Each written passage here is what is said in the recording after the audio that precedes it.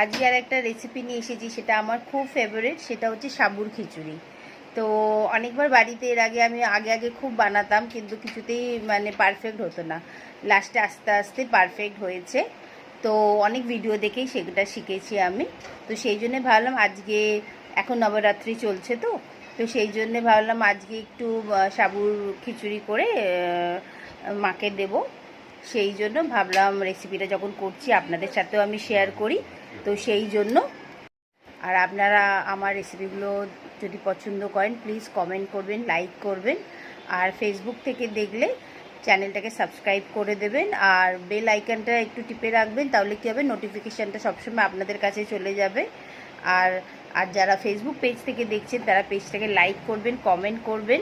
তাহলে কী হবে, আরও অনেকেরা দেখতে পাবে, শেয়ার করবেন।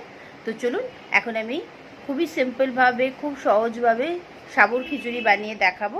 সেটা এখন আপনারা দেখবেন রেসিপিটা। তো চলুন। সাবুর খিচুড়ির জন্য আগে আমরা কি করব, কিছুটা আদা আর কাঁচা লঙ্কাকে একটু হামানদিস্তাতে থেতো করে নেব। এই সাবুর খিচুড়িটা আমি পুরো ঘি দিয়েই বানাবো। এবার আপনারা যদি এটা সাদা তেল দিয়ে বানাতে চান তাহলে বানাতে পারেন, কোনো অসুবিধা নেই। ঘিটা এখন গরম হয়ে গেছে। এখানে আমি এখন গোটা জিরে দিয়ে দিলাম।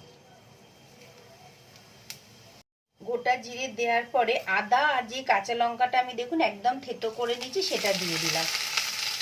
আর গ্যাসের ফ্লেমটাকে আমি এখন মিডিয়াম করে রেখে দিয়েছি। এবার এটাকে ভালো করে আগে একটুখানি ভাজা ভাজা করে নেবো, বেশিক্ষণ না, জাস্ট 1 মিনিট মতো একটু নাড়াচাড়া করে নিচ্ছি। এখানে আমি আলুর একদম ছোট ছোট টুকরো করে নিয়েছি। এটা কাঁচা আছে, আপনারা বয়েল আলু দিতে পারেন, অসুবিধা নেই। তো এই আলুটা এখন একদম ছোট ছোট করে টুকরো করে নিয়েছি। সেটাকে একটু মিডিয়াম ফ্লেম করে দিচ্ছি, গ্যাসের ফ্লেমটাকে। এটাকে একটুখানি ভালো করে ভাজা করে নেবো আগে।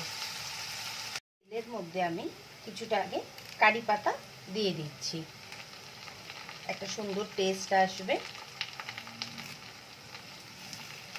অল্প একটু কাঁচা লঙ্কা দিলাম। আর সাবুটা আমি কি করেছি এটা আগে আপনাদের বলে দিই। মানে ধরুন যদি আপনারা 1 কাপ সাবু নেন তাহলে ওটাকে ভালো করে আগে ধুয়ে নেবেন। ধুয়ে নিয়ে ওর মধ্যে 1 কাপই জল দেবেন। তাহলে কি হবে বলুন তো, ওটা ছসছসে হবে না। এই যে দেখুন আমি ভিজিয়ে রেখেছিলাম সকালবেলা, এই যে দেখুন কেমন সুন্দর হয়ে আছে সাবুটা। এই যে এখন এই পুরো সাবুটা আমি এর মধ্যে ঢেলে দেবো। দিয়ে আগে একবার ভালো করে মিক্স করে নেব। গ্যাসের ফ্লেমটাকে একদম কমিয়ে রেখেছি। একদম সফটই হবে না, একদম সুন্দরভাবে আগে মিক্স করে নিই। তারপরে মশলাপাতিগুলো আমরা মিক্স করব।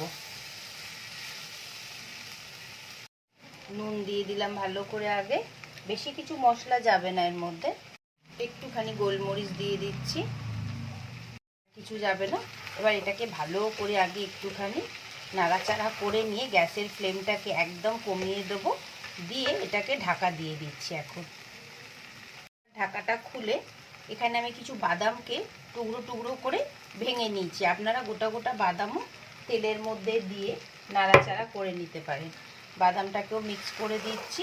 আর মিক্সিতে গুঁড়ো করলে কিন্তু ওটা না, মানে এটা কেমন দারদারা মতো হবে না।